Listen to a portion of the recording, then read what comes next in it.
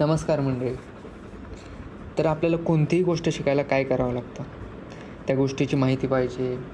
आत्ता आपल्याला माहिती आहे की इंग्लिश शिकणं या जगात फार म्हणजे फार महत्त्वाचं आहे. इंग्लिश शाळेतही शिकवतात, इंग्लिश कोर्समध्ये पण शिकवतात, इतर अजून ठिकाणी इंग्लिश शिकवतात. इंग्लिश जर अजून पक्कं नाही झालं तर त्याला काय अडचण येते किंवा का असं होतं आहे, याचा कोणी विचार केला आहे का नाही? इंग्लिश शिकायचं असेल तर त्यासाठी तुम्हाला सारखा सराव केला पाहिजे.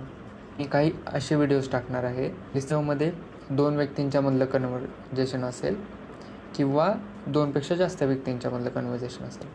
तर मी काय करणार आहे, एक व्यक्ती मी असणार आहे, दुसरा व्यक्ती तुम्ही असणार आहे. मी काही वाक्य बोलणार आहे आणि काही वाक्य मोबाईलवर दिसणार आहेत. तुम्ही काय करायचं आहे,